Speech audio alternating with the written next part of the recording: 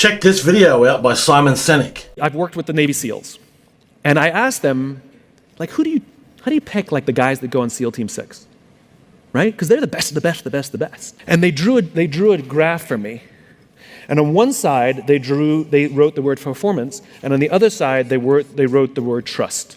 The way they define the terms is performance on the battlefield and performance off the battlefield. So this is your skills.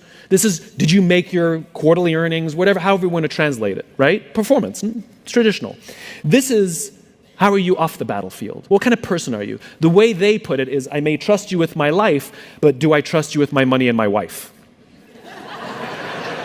They're SEALs. This is what they told me. Nobody wants this person, the low performer of low trust, of course. Of course, everybody wants this person, the high performer of high trust, of course. What they learned is that this person, the high performer of low trust, is a toxic leader and a toxic team member. And they would rather have a medium performer of high trust, sometimes even a low performer of high trust, it's a relative scale, over this person. This is the highest performing organization on the planet, and this person is more important than this person. And the problem in business is we have lopsided metrics. We have 1,000,001 metrics to measure someone's performance and negligible to no metrics to measure someone's trustworthiness.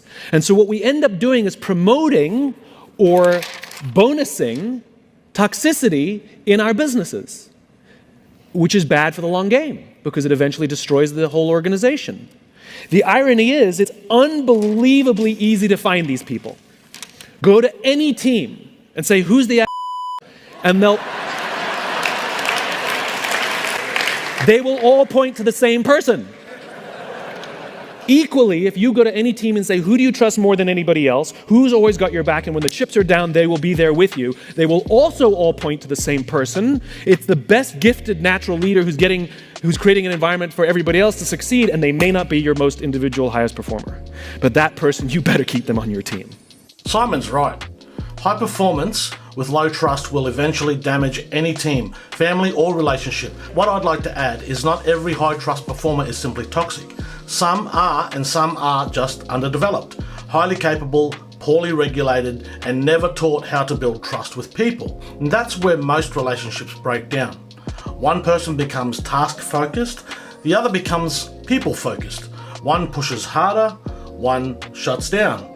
One gets sharper, one gets defensive. Now both think the other is the problem. That's not always toxicity. Often it's unresolved pattern collision. And if you can identify the pattern, not just the person, you've got a much better chance of rebuilding trust and